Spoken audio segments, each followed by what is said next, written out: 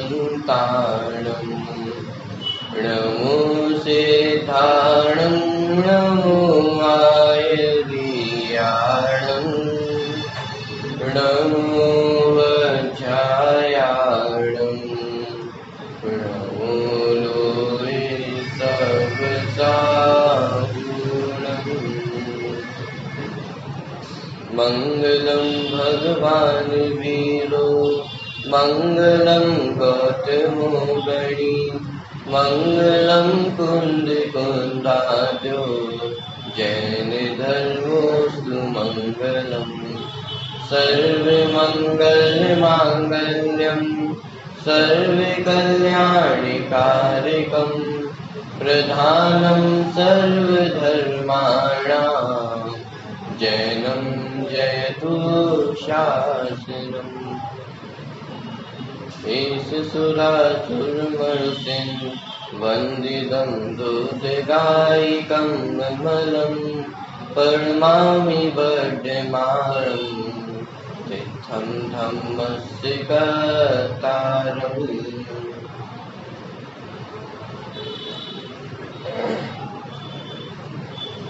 प्रवचन सारजी ग्रंथ के आधार पर द्रव्य गुण पर्याय की चर्चा यहाँ से हमारी चल रही है। मूल जो द्रव्य गुण पर्याय का विषय है 95वीं गाथा के आधार से उसकी चर्चा हम लोगों को करनी, लेकिन 95वीं गाथा तक पहुंचने से पहले थोड़ा श्रम हमारा लगेगा। माने 95वीं गाथा को पढ़ने से पहले किन किन बातों को समझना आवश्यक है, उन बातों की चर्चा भी हमें करनी होगी। कल थोड़ी सी चर्चा द्रव्य गुण पर्याय का विषय क्यों समझ रहे हैं, द्रव्य गुण पर्याय का विषय क्यों पढ़ रहे हैं, इसके ऊपर हमने चर्चा की थी। उसी के कुछ गाथा प्रमाण मैं यहाँ से अपन पढ़ते हैं। गाथा क्रमांक 90। यदि ग्रंथ आप लोगों के पास हो, कोशिश करें यदि आप सभी के पास ग्रंथ हो तो आपको ज्यादा विषय थोड़ा समझ में आएगा, क्योंकि महत्वपूर्ण विषय है और ग्रंथ आपके सामने होगा तो आपको विषय ख्याल में आएगा।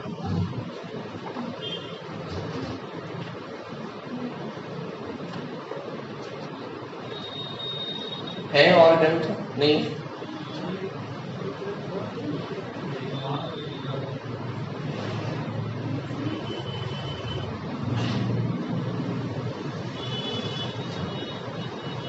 चलिए कोई बात नहीं। ये तत्व प्रज्ञापन अधिकार प्रारंभ होने से पूर्व की ये कुछ गाथाएं हैं। 90 नंबर की गाथा है। मैं मात्र यहाँ से अन्वयार्थ उसका पढ़ रहा हूं।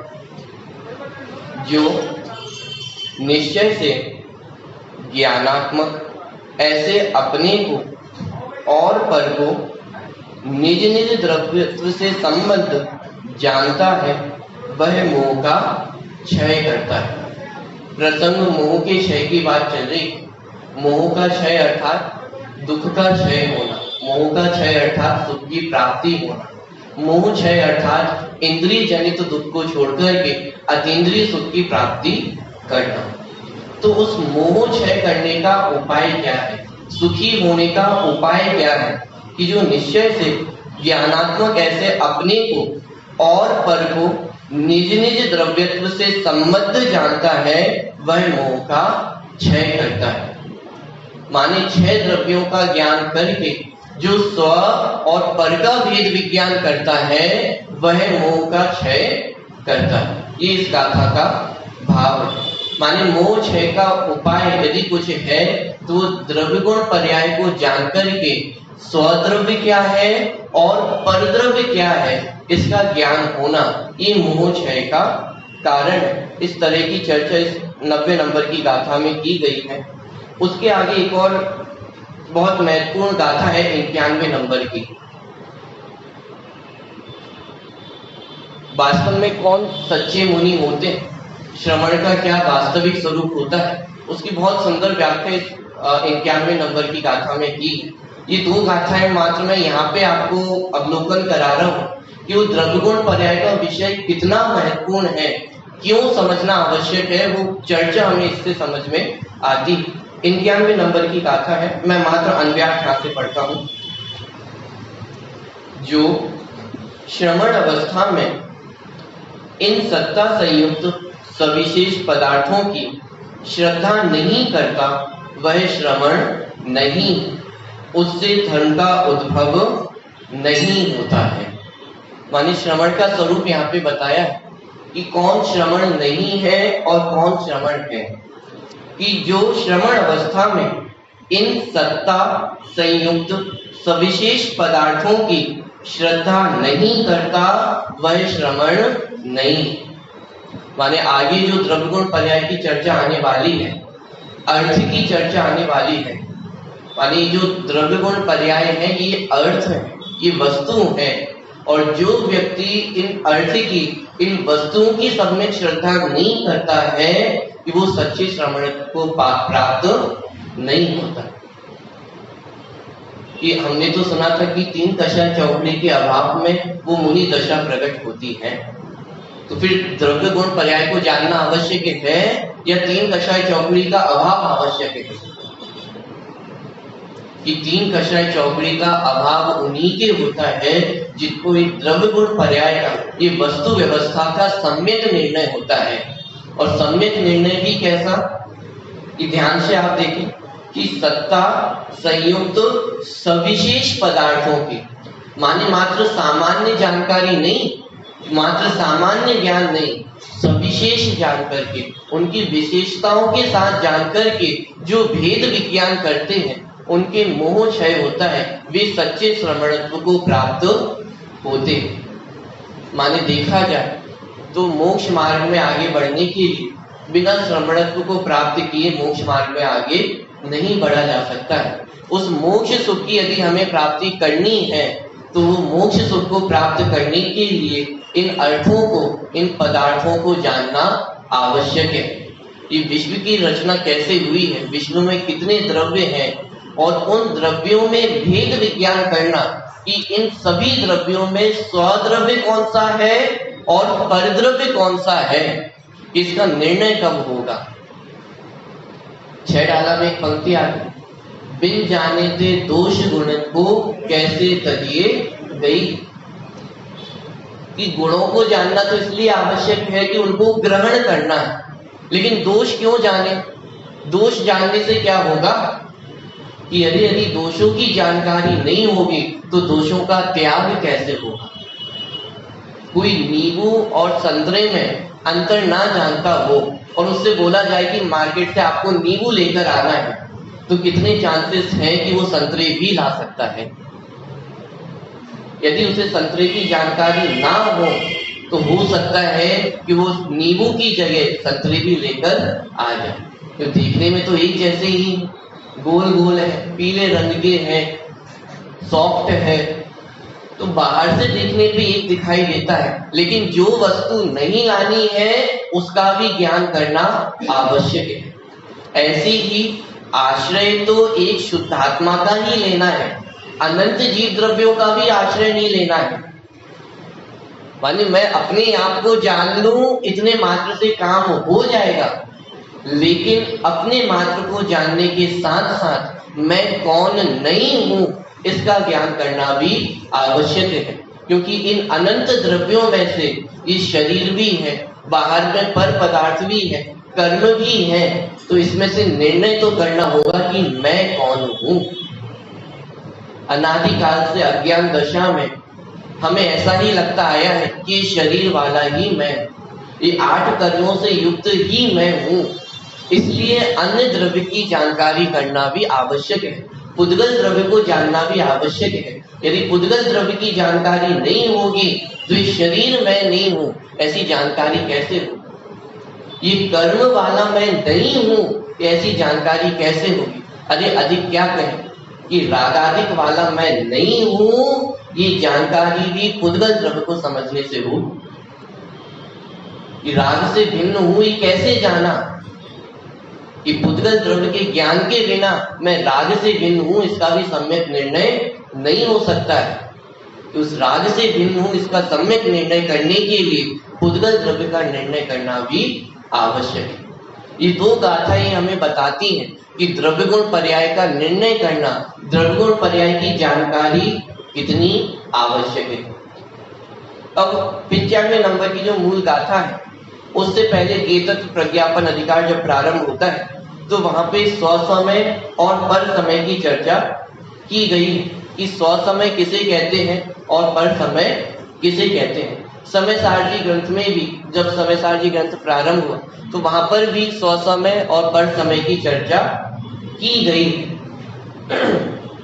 93 और 94 नंबर की गाथाएं जिनमें पर समय और स्व समय की चर्चा की गई है, इनका भी मात्र अन्वयार्थ पढ़ते हुए फिर अपन आगे बढ़ेंगे।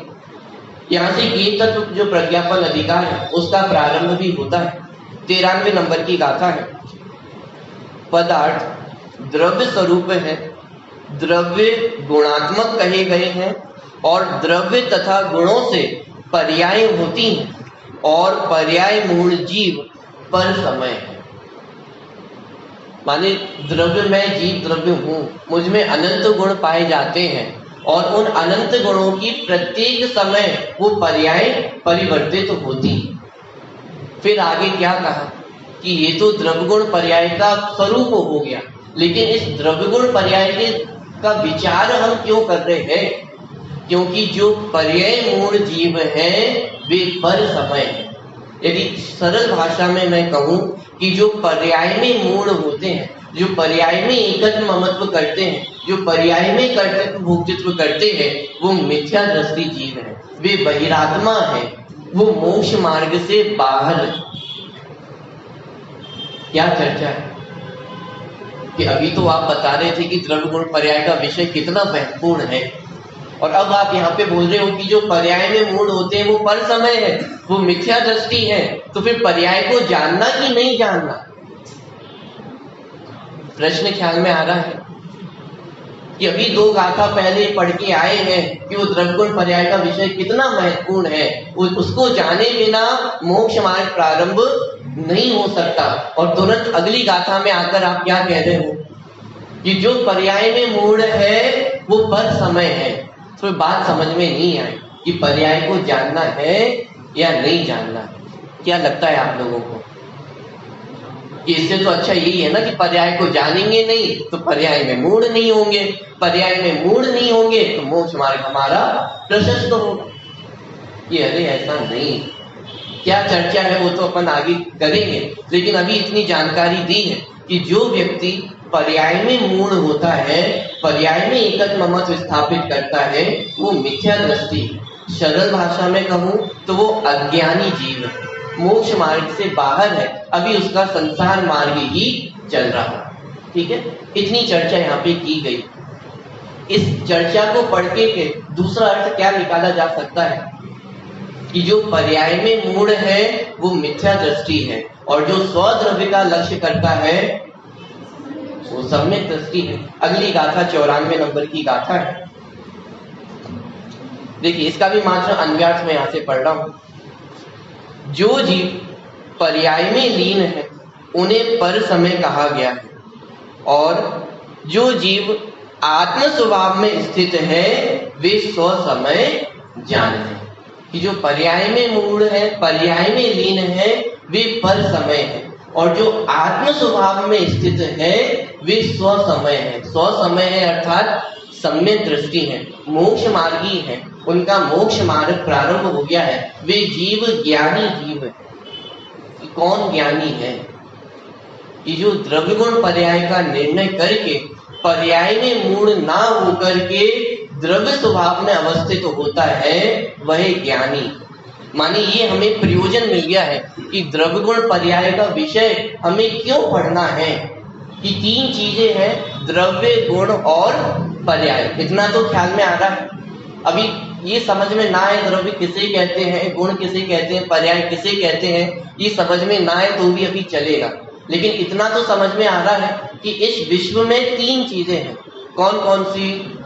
द्रव्य, गुण और पर्याय। कि अरे साहब 3 चीजें कैसे हैं? मैं भी हूं, आप भी हैं, ये माइक भी है, ये पुस्तक भी है, गाड़ी भी है, बंगले भी है, इतनी सारी चीजें तो हैं। ये सारी चीजें इन 3 चीजों में ही गर्भित हो जाती हैं। कौन सी? द्रव्य, गुण और पर्याय। ये तीन चीजें हैं। और इन तीन चीजों को क्यों समझना है? क्योंकि हमारे दुख का कारण ये है कि अनादि काल से हम पर्याय में मूढ़ होते हुए आ रहे हैं, पर्याय में एकत्व करते हुए आ रहे हैं। अपना स्वरूप हमने वो पर्याय रूप ही मान रखा है, इसलिए जीव अनादि काल से दुखी होता आ रहा है। और हमारा प्रयोजन क्या है? कि सुखी होना, सुख को प्राप्त करना, ये हमारा प्रयोजन है। तो सुख की प्राप्ति कैसे हो सकती है? कि वो द्रव्य स्वभाव पर यदि दृष्टि जाए, द्रव्य स्वभाव का यदि लक्ष्य किया जाए, तो सुख की प्राप्ति हो सकती है। इसीलिए इस द्रव्य गुण पर्याय के विषय की चर्चा हम यहाँ से प्रारंभ कर रहे हैं। ठीक है, इतनी चर्चा आपको ख्याल में आई है? अरे हाँ जी या ना जी? चलिए, 95 नंबर की गाथा है।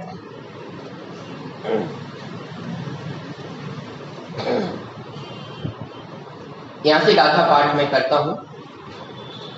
अपरिचत सहावे ऋक्पाद वैधुवत संबद्धम गुणवम चा सपज्जायम जमतम दब्बंति दुब्बंति। देखिए, अन्वयार्थ बहुत सुंदर गाथा है, जिसमें द्रव्य के लक्षण को बताया गया है कि द्रव्य का स्वरूप कैसा है। स्वभाव को छोड़े बिना अपरिचत सहावेन, अपरित्यक्त स्वभावेन माने स्वभाव को छोड़े बिना जो उत्पाद व्यय द्रव्य संयुक्त है तथा गुण युक्त और पर्याय सहित है, उसे द्रव्य कहते हैं। बहुत सरल परिभाषा जो हम आप सभी ने पढ़ी है कि गुणों के समूह को द्रव्य कहते हैं। जब गुणों के समूह को द्रव्य कहा गया तो वहां पे पर्याय भी सम्मिलित है, माने मात्र गुणों के समूह को द्रव्य नहीं कहा जाता है, गुण और पर्यायों के समूह को द्रव्य कहा जाता है। गुण युक्त और पर्याय सहित है, उसे द्रव्य कहते हैं। ठीक है, अब जो द्रव्य गुण और पर्यायों से सहित है वह कैसा है कि उसमें निरंतर उत्पाद व्यय होता है, और उत्पाद व्यय होते हुए भी वह द्रव्य बना रहता है। अभी हो सकता है अभी बातें समझ में नहीं आ रही हो कि उत्पाद व्यय क्या है, द्रव्य क्या है, लेकिन ये तीन शब्द हैं, उत्पाद व्यय और द्रव्य। माने द्रव्य है, उस द्रव्य में ये तीन चीजें होती हैं, उत्पाद व्यय और द्रव्य। और ये तीन चीजें होते हुए भी वो द्रव्य कैसा है कि अपने स्वभाव को कभी नहीं छोड़ता है। ठीक है, तीन चीजें हो गई हैं गाथा में मुख्य रूप से। पहला पॉइंट कि वो द्रव्य अपने स्वभाव को नहीं छोड़ता है। पहला पॉइंट क्या है? आप सब भी रिपीट कर सकते हैं। पहला पॉइंट क्या है? द्रव्य अपने स्वभाव को नहीं छोड़ता है। कब नहीं छोड़ता है? कभी भी नहीं छोड़ता है। अनादि काल से आज तक और अनंत काल तक वो द्रव्य ने कभी भी अपना स्वभाव नहीं छोड़ा है। इसका मतलब क्या हुआ? जीव द्रव्य, ये द्रव्य, मैं एक द्रव्य हूं और मेरा स्वभाव क्या है? कल पंक्ति हमने देखी थी, शुद्धात्म है मेरा नाम मात्र जानना मेरा, ये जानना मेरा स्वभाव है। तो द्रव्य अपने स्वभाव को कभी नहीं छोड़ता है। कि तात्पर्य क्या हुआ कि द्रव्य ने आज तक अपने जानने स्वभाव को नहीं छोड़ा है। निबोध अवस्था में भी पहुंच गए, लेकिन उस स्वभाव को, जानने के स्वभाव को नहीं छोड़ा। तो द्रव्य अपने स्वभाव को नहीं छोड़ता है। दूसरा पॉइंट, द्रव्य में क्या क्या होता है कि उत्पाद व्यय और द्रव्य। कितनी चीजें हैं द्रव्य में?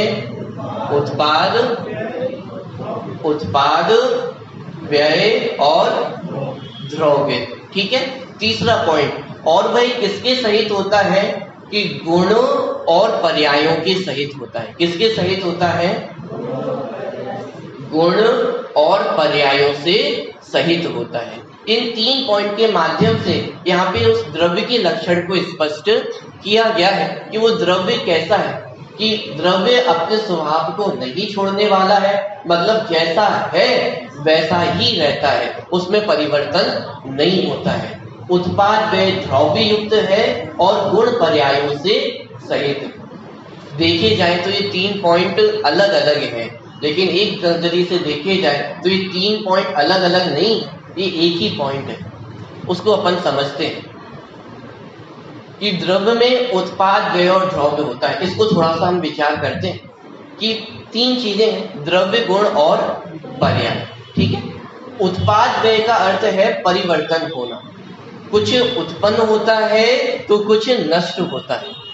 माने कोई भी कार्य होगा, कोई भी वर्ग होगा, तो वर्ग के होने में, कार्य के होने में क्या होगा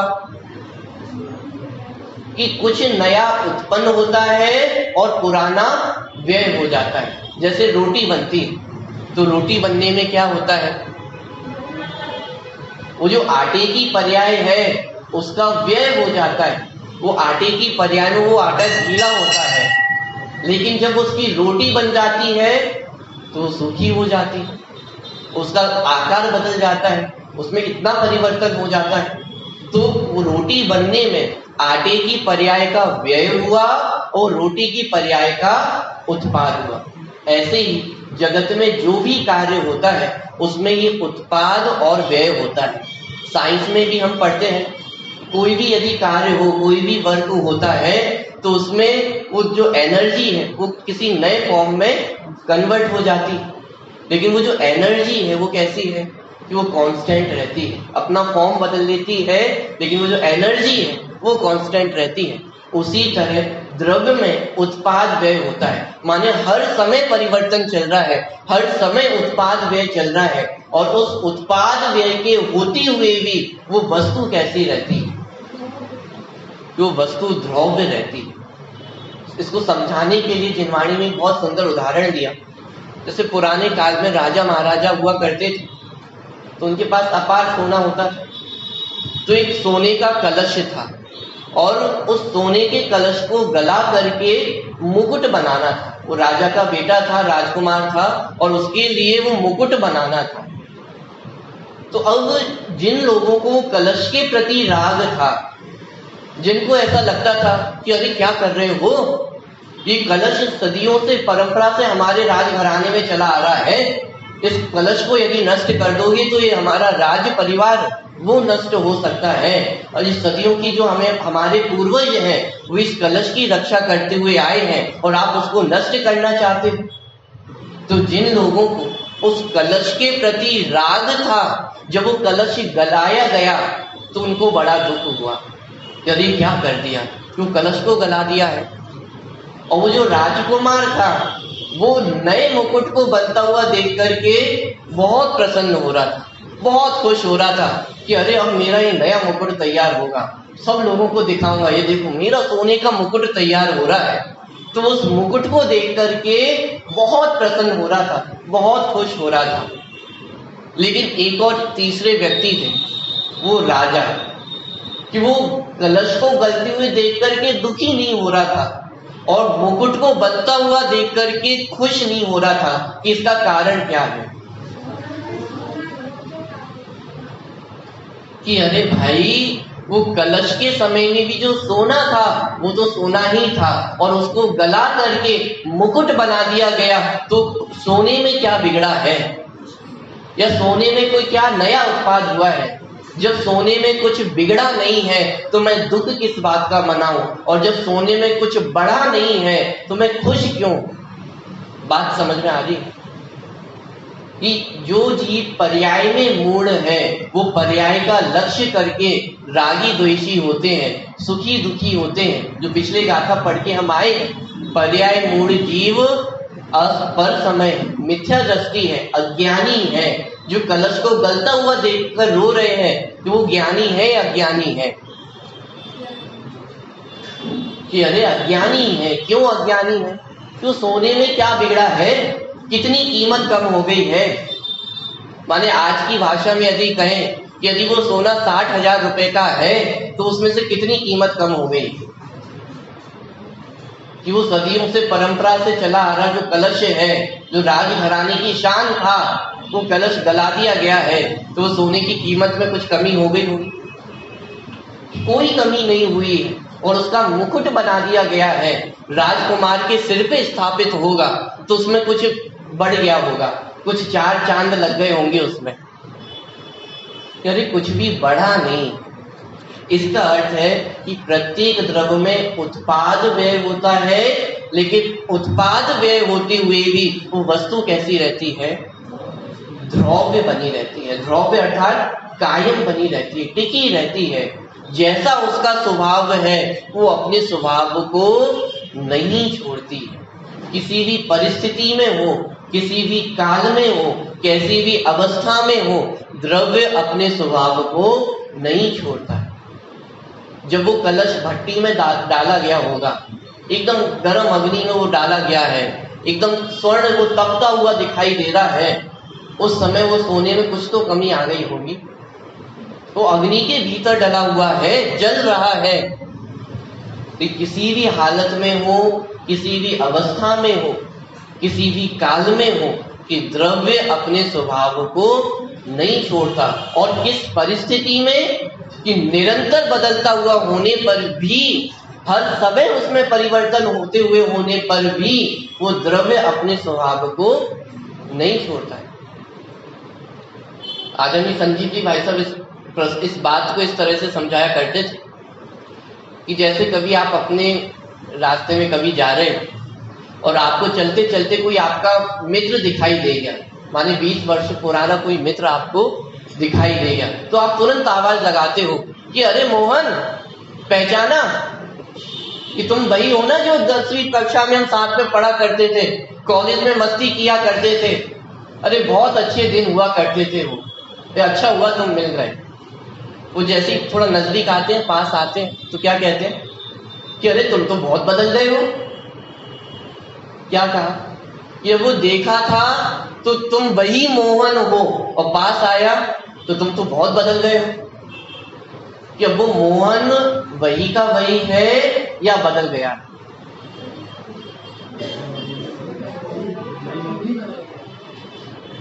जैसे कई बार सगे संबंधी होते हैं ना, हमारे रिश्तेदार होते हैं, आपके घर में कोई पुत्र जन्मा हो और फिर 20 साल तक रिश्तेदार कोई आए नहीं घर पे, और 20 साल बाद कोई आए, वो पप्पू को देखे, अरे तो बहुत बड़ा हो गया, बहुत बदल गया है। तो जो छोटा सा बालक था वो बदल गया है या वही का वही? वो जो मित्र 20 साल पुराना था वो वैसा का वैसा है या बदल गया है? अरे आवाज नहीं आ रही है। बदल गया है या वैसा का वैसा है?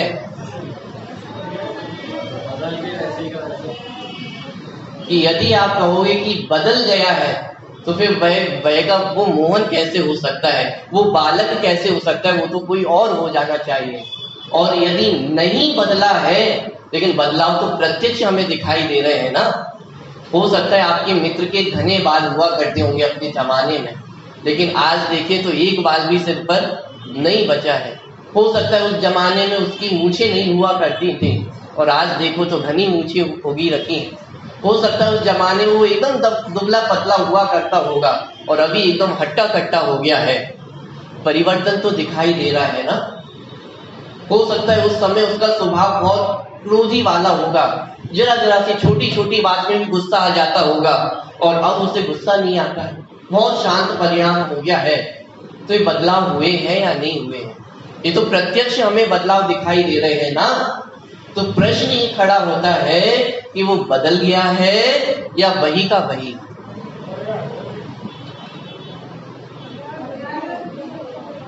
कि उत्पाद व्यय होते हुए भी वो द्रव्य का ही द्रव्य बना रहा, अपने स्वभाव को उसने नहीं छोड़ा है। इसका नाम है उत्पाद व्यय और द्रव्य। माने हर द्रव्य में निरंतर परिवर्तन चल रहा है, लेकिन निरंतर परिवर्तन होते हुए भी वो द्रव्य कितना बदल जाता है। वो द्रव्य में रंच मात्र भी परिवर्तन नहीं होता है। अनादि काल से ये जीव और शरीर का संबंध चला आ रहा है। मात्र ये बाहर का शरीर ही नहीं, कार्मण शरीर भी चला आ रहा है, लेकिन अनादिकाल से इतना संबंध होने पर भी एक जीव का एक प्रदेश मात्र भी वो पुद्गलमय नहीं होता है, और पुद्गल का एक प्रदेश भी वो जीवमय नहीं होता। लेकिन अनादिकाल से एक क्षेत्र का संबंध चला आ रहा है या नहीं चला आ रहा? एक ही स्थान पर रहते हैं, एक साथ रहते हैं, लेकिन एक ही स्थान पर रहते हुए भी वो अपने स्वभाव को नहीं छोड़ता। जगत में तो एक बात कही जाती है कि संगति का असर होता है, कि जैसी संगति होगी वैसा असर पड़ता है। लेकिन आश्चर्य की बात है कि अनादिकाल से आज तक इस शरीर की संगति करता हुआ आया है, लेकिन फिर भी वो रंच मात्र भी अपने स्वभाव को छोड़ा नहीं। ये द्रव्य का स्वभाव, ये द्रव्य की शक्ति है, इस द्रव्य का नेचर है कि वो अपने स्वभाव को नहीं छोड़ता है। कितनी विपरीत परिस्थितियों में हो, किसी अन्य द्रव्य के साथ संबंध हो, लेकिन फिर भी वो अपने स्वभाव को छोड़ता नहीं। और कब कि निरंतर उसमें उत्पाद व्यय हो रहा है, निरंतर उसमें पर्याय बदल रही है, हर समय परिवर्तन चल रहा है। पर्याय कितने समय की होती है? एक समय की होती है। वो एक समय अर्थात उत्पन्न हुई नष्ट हुई, उत्पन्न हुई नष्ट हुई। ये परिवर्तन कभी भी रुकता नहीं, हर समय चल रहा है। छोटे से बड़े हम एक दिन में हो जाते हैं, कितना समय लगता है? आप एकदम से अचानक कांच के सामने दिख जाते होंगे और एकदम से वो आपको सफेद बाल दिख जाता होगा। करिए ये क्या हुआ, आज सफेद बाल हो गया, कल तक तो काला था और आज सफेद हो गया। तो परिवर्तन हर समय निरंतर चल रहा है। ऐसा नहीं कि वो अचानक परिवर्तन हो जाता होगा कि 10 दिन रुक जाए और फिर 11वें दिन परिवर्तन हो। हर समय परिवर्तन चल रहा है, निरंतर परिवर्तन चल रहा है। लेकिन उस निरंतर परिवर्तन के बीच में भी कोई एक ऐसी वस्तु है जो कभी नहीं बदलती, जो कभी अपने स्वभाव को नहीं छोड़ती है। उसका नाम है द्रव्य। तद्वाद सूत्र में द्रव्य को समझाने के लिए अलग अलग परिभाषाएं, कि वो पहले सत का लक्षण बताया कि उत्पाद व्यय द्रव्य युक्तम सत सत द्रव्य लक्षणम। सत अर्थात जो वस्तु है, मेरा अस्तित्व है और मैं क्यों हूं, उसका उत्तर ये है कि मुझमें उत्पाद व्यय द्रव्य होता है। किसी भी वस्तु के होने का कारण क्या है कि उसमें उत्पाद व्यय द्रव्य है। ये द्रव्य का स्ट्रक्चर है, ये द्रव्य कैसे बनता है, ये द्रव्य में क्या होता है, उसकी जानकारी दी जा रही है। एक द्रव्य अपना काम कैसे करता है, वो द्रव्य टिका कैसे हुआ है। अनादिकाल से विश्व चला आ रहा है और अनंत काल तक चलता रहेगा। ये कौन सी ऐसी व्यवस्था है जो द्रव्य का कभी अभाव नहीं होने देती है, जो कभी विश्व का अभाव नहीं होने देती है। ये वो उत्पाद व्यय द्रव्य, ये वो व्यवस्था है जिसके कारण वो द्रव्य की रचना है, जिसके कारण वो द्रव्य है और जिसके कारण ये विश्व टिका हुआ है। वो कौन सी व्यवस्था है कि उत्पाद व्यय और द्रव्य, जिसे इंग्लिश में कहा जाता है चेंज विथ परमानेंसी और परमानेंसी विथ चेंज। मानो वो वस्तु कायम की कायम रहती है, लेकिन फिर भी निरंतर बदलती है, और बदलते हुए भी वो कभी नहीं बदलती। विचार करके देखें, जितनी भी रिसाइकलिंग इंडस्ट्री है ना, किस आधार से चल रही है? द्रव्य गुण पर्याय के आधार से चल रही है। इस जगत में कोई कचरा होता है, दीपावली पे अपन साफ सफाई करते हैं तो अपने घर से बहुत सारा कचरा निकलता है, उसको अपन फेंक देते हैं। तो वो कचरा बिना काम का है, बेकार है, उसका कोई उपयोग नहीं हो सकता। क्या ऐसा है? क्यों कबाड़ी वाले से जाकर पूछो कि वो कचरा उसके कितने काम का है। कि हम पर्याय दृष्टि से देखते हैं तो हमें बेकार दिखाई देता है, बिना काम का दिखाई देता है। वो कबाड़ी वाला वो द्रव्य दृष्टि से देखता है तो उसे कचरे में भी उसकी कीमत दिखाई देती है। इसका नाम द्रव्य दृष्टि है। यानी कैसी बात कर रहे हो, कचरे में द्रव्य दृष्टि होती है क्या? वो कबाड़ी वाले में द्रव्य दृष्टि होती है क्या? कि अरे इस जगत में वो भी तो एक द्रव्य है, और उस द्रव्य को देखने की एक नजरिया है जिसका नाम वो द्रव्य दृष्टि। मैं आत्मा एक द्रव्य हूं और उस द्रव्य को देखने का एक नजरिया है जिसका नाम द्रव्य दृष्टि है। ऐसे घबराने की आवश्यकता नहीं है कि वो द्रव्य दृष्टि का संबंध किसके साथ जोड़ दिया है। तो आपके घर में कभी कोई वस्तु खराब हो जाती है, जैसे गर्मी के दिन आते हैं तो सब अपने अपने घरों में एसी, पंखे, कूलर आदि सही करवाते हैं। मैं आपसे प्रश्न करता हूं कि आप उनको सही क्यों करवाते हो?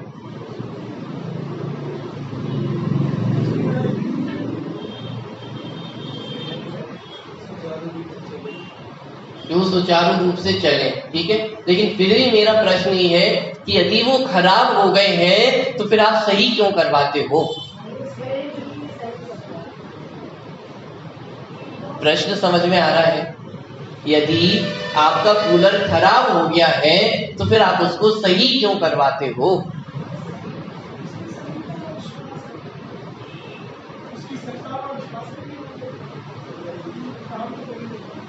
जैसे होता है ना, कभी वो मैकेनिक आए, इलेक्ट्रिशियन आए सही करने, तो उससे हम कहते हैं कि अरे कूलर तो सही है, बस देख लो जरा क्या हो गया है, वो चल नहीं रहा है। वो कूलर तो सही है, अरे चलता था, लास्ट बार जब रखा तो बिल्कुल चलता था, बिल्कुल चलता है, वो थोड़ा सा कुछ खराबी होगी जरा देखो। क्या कहते हैं कि वो कूलर सही है किस समय?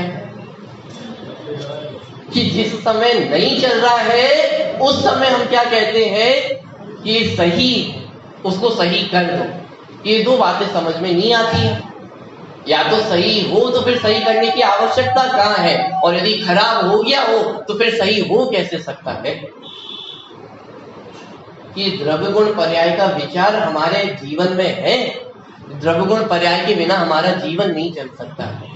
वो कूलर सही करवाना हो तो द्रव्य गुण पर्याय का ज्ञान आवश्यक है। जब द्रव्य दृष्टि से देखते हैं तो कूलर सही दिखाई देता है, पर्याय दृष्टि से देखते हैं तो उसमें सुधार बिगाड़ होता है। दोनों आवश्यक हैं। परिवर्तन भी आवश्यक है, लेकिन परिवर्तन के बीच में नहीं बदलने वाली कोई वस्तु है वो भी आवश्यक है। क्योंकि यदि वो कायम वस्तु ना हो तो परिवर्तन किसका होगा? बात समझ में आ गई? कि वो बालक, वो 1 महीने का 20 वर्ष का हो गया तो 20 वर्ष का हुआ कौन है? वो परिवर्तन हुआ किसमें है? यदि वो कायम वस्तु ना हो तो परिवर्तन किसका होगा? वो वस्तु का अभाव सिद्ध हो जाएगा। तो इस अपेक्षा से अपन विचार करें तो इस जगत में द्रव्य गुण और पर्याय वाला जो पार्ट है वो बदलने वाला है, उसमें चेंजेस होते हैं, उसमें परिवर्तन होता है, उसमें उत्पाद व्यय होता है।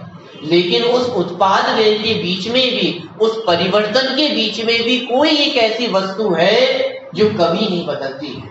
उस नहीं बदलने वाली वस्तु का नाम क्या है? कि वो द्रव्य। तो उत्पाद व्यय और द्रव्य। कल मैंने आपसे एक बात कही थी, तो द्रव्य गुण पर्याय का विचार, उत्पाद व्यय द्रव्य का विचार आपको अपने जीवन में करना है। अब आप इसको घटित करके देखें कि जहां जहां आपको परिवर्तन दिखाई देता है वहां वहां आपको कुछ नहीं बदलने वाला भी दिखाई देगा। ये मंदिर कितने वर्ष पुराना है? अरे अंदाजा कोई भी 10 वर्ष पुराना मंदिर है, 50 साल पुराना मंदिर है, तो 50 साल से आज तक इसमें कोई परिवर्तन हुआ है या नहीं हुआ है?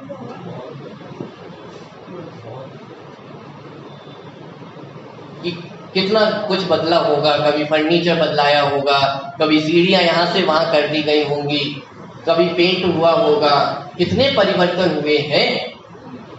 तो यदि 50 सालों में इतना परिवर्तन हुआ है तो मंदिर वही का वही है या बदल गया है? आज से 50 वर्ष पहले जब ये मंदिर बना हुआ होगा तो जिस मंदिर में आपने प्रवेश किया था आज से 50 वर्ष बाद उसी मंदिर में प्रवेश करते हैं या किसी और मंदिर में प्रवेश करते हैं? कि 50 वर्ष पहले जिस मंदिर में प्रवेश किया था उसी मंदिर में आज भी प्रवेश करते हैं। कि सब कुछ तो बदल गया है, लेकिन सब कुछ बदलने पर भी कुछ नहीं बदला। ये है उत्पाद, व्यय और द्रव्य। ये उत्पाद, व्यय, द्रव्य हमारी चारों तरफ है। ऐसा नहीं कि सिर्फ एक द्रव्य में हो, प्रत्येक द्रव्य में ये उत्पाद, व्यय, द्रव्य की व्यवस्था है। हर द्रव्य में निरंतर परिवर्तन चल रहा है, लेकिन उस परिवर्तन के बीच में कोई एक ऐसी वस्तु है जो कभी नहीं बदलती है, और उस वस्तु का आधार लेकर के हम निश्चिंत हो सकते हैं कि परिवर्तन कितना भी क्यों ना हो जाए, लेकिन वो वस्तु में कुछ भी बिगाड़ होने वाला नहीं। अब आप इसको घटित करके भोजन बनाते हैं, भोजन बनाते समय उत्पाद, व्यय, द्रव्य आपको दिखाई देता है या नहीं दिखाई देता? कि रोटी बनाते समय कभी टेंशन होती है कि अरे वो गेहूं को पीस दिया, आटा बना दिया, ये रोटी किसकी बनती है? गेहूं की बनती है ना। तो गेहूं को तो आपने पीस दिया है, बेचारा वो चूरा चूरा हो गया है, और उससे रोटी बन जाएगी क्या? चलो यहां तक भी ठीक था। और रोटी को आटे में पानी और डाल दिया, और गीली गीली रोटी खाएंगे क्या? क्या कर रहे हो? मेरा तो एक सिंपल सा प्रश्न है, कभी भोजन बनाते समय आपको ये टेंशन होती है कि ये रोटी कैसे बनेगी? क्योंकि वहां उत्पाद, व्यय, द्रव्य का विचार है, वहां उत्पाद, व्यय, द्रव्य का निर्णय है। भले शब्दों में आपको जानकारी ना हो, लेकिन वो वस्तु व्यवस्था का निर्णय है कि अरे उस आटे में कितना भी पानी डाल दिया जाए, कुछ भी उसका कर दिया जाए, लेकिन उसका जो स्वभाव है वो बदलने वाला नहीं है। एक तरफ तो उसको उसमें पानी डाल देते हैं, और फिर दूसरी तरफ उसको अग्नि पे भी रख देते हैं कि अरे या तो पानी डाल दो या तो अग्नि पे रख दो। ये दोनों काम करते हैं। ये दोनों काम करने पर भी वो उसमें उसके स्वभाव में कितनी कमी आती है, उसकी रोटी बनने की क्वालिटी में कितनी कमी आती है, कि ये उत्पाद, व्यय, द्रव्य है। कि माने परिवर्तन हर समय है, लेकिन परिवर्तन होते हुए भी जरा सा भी परिवर्तन उसमें नहीं हुआ है। जब आपका जन्म हुआ था तब आप कुछ और थे, और आज जो आप 10-50 वर्ष बाद, कोई 25 वर्ष बाद, कोई 30 वर्ष बाद जो आप हैं वो कोई और है। यह बात सही है या गलत है?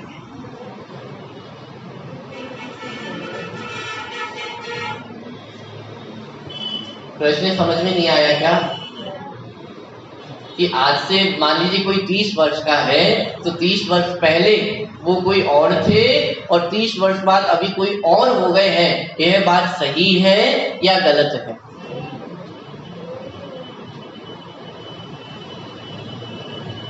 ये प्रश्न कुछ ऐसा प्रश्न है कि जो भी उत्तर दोगे वहां फंसना ही है। आप बोलोगे वही का वही है, तो वो भी बात नहीं बनेगी। बदल गए हैं, ये बात तो बिल्कुल प्रत्यक्ष है। वो जब एक दिन के थे तब क्या ज्ञान था आपको? अपनी माता पिता को भी पहचान सकते थे क्या? क्या ज्ञान था? कुछ भी ज्ञान नहीं था। लेकिन आज से 30 वर्ष बाद ज्ञानी हो गए। कदाचित कोई मिथ्या दृष्टि जीव होगा तो सम्यक दृष्टि हो गया है। किसी को शास्त्रों का ज्ञान नहीं था, आज शास्त्रों का ज्ञान हो गया है। किसी को भोजन बनाने की कला नहीं आती थी, आज भोजन बनाने की कला आती है। परिवर्तन तो हुआ है ना। तो फिर वही के वही है या बदल गए? कि वही का वही रहते हुए भी बदल गए हैं, और बदलते हुए भी कितना बदले हैं? कि बिल्कुल भी नहीं बदले हैं। इसका नाम है उत्पाद, व्यय और द्रव्य। उत्पाद, व्यय अर्थात परिवर्तन, वो चेंज होना। कुछ नया उत्पन्न होता है तो पुराने का व्यय हो जाता है। ये परिवर्तन निरंतर चलता रहता है, लेकिन इस निरंतर चलते हुए परिवर्तन में कोई एक ऐसी वस्तु है जो सदा कायम रहती है। उसका नाम क्या है? कि उसका नाम ही द्रव्य है। इतनी बात समझ में आई या नहीं है? अरे हाँ जी या ना जी? आवाज आती रहे आपकी तो मुझे लगता है कि समझ में आ रहा है। ये परिवर्तन दिखना चाहिए ना। वो चेहरे पे परिवर्तन दिखाई देता है तो एक ख्याल में आ जाता है कि समझ में आया है। वो परिवर्तन दिखाई ना दे ये उत्पाद व्यय की सार्थकता है। ये उत्पाद व्यय जरूरी है कि आपकी वो लटकी हुई शक्ल का होता है ना, जब समझ में नहीं आ रहा हो तो चेहरा अलग होता है, और जब विषय समझ में आ जाता है तो चेहरा एकदम से खिल उठता है। तो ये जो उत्पाद व्यय हुआ है, ये उत्पाद व्यय के बिना कैसे समझ में आए कि वो विषय समझ में आ रहा है या नहीं आ रहा। उत्पाद व्यय हर जगह है, वो देखने का नजरिया चाहिए। हमारे जीवन में वो उत्पाद व्यय है, और उस उत्पाद व्यय के बीच में कोई एक ऐसी वस्तु है जो द्रव्य है। जिस समय आपको विषय समझ में नहीं आ रहा था उस समय भी वो द्रव्यपना कायम था, और समझ में आ गया उस समय भी आप वैसे के वैसे हो। इसका नाम द्रव्य।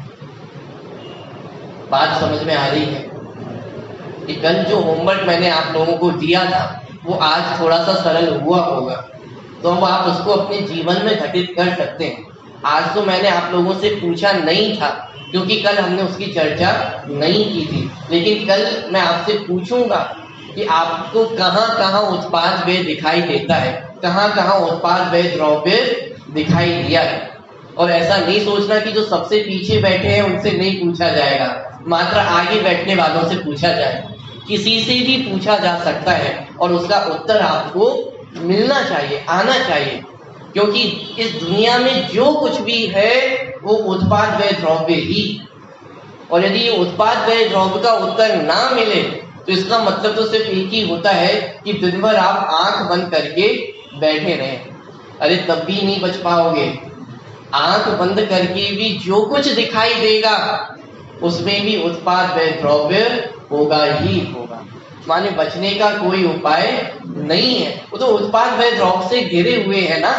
आंख बंद करोगे तो भी उत्पाद व्यय द्रव्य दिखाई देगा, आंख खोलोगे तो भी उत्पाद व्यय द्रव्य दिखाई देगा, मात्र वो नजरिया चाहिए देखने का। ठीक है, चलिए, तो अभी हमने थोड़ी सी चर्चा की है वो द्रव्य की, कि वो द्रव्य कैसा है कि 3 पॉइंट, कि अपने स्वभाव को नहीं छोड़ता है, उत्पाद व्यय द्रव्य होते हैं और गुण पर्यायों से सहित होते हैं। अभी विशेष चर्चा तो अभी आगे आने वाले दिनों में अपनी चलेगी, लेकिन अभी जो उत्पाद व्यय द्रव्य की हमने चर्चा की है उस पर अपन विचार करें।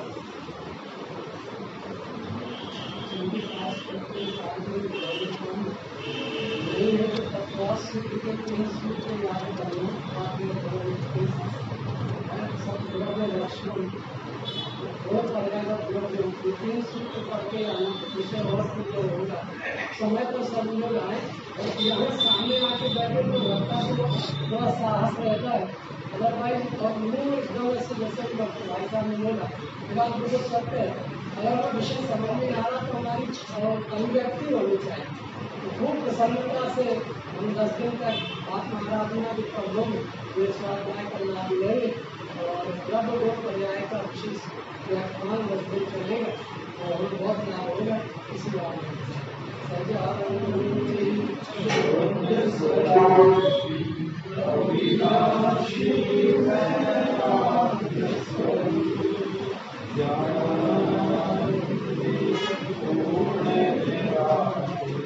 सदा प्रकाशित मेरा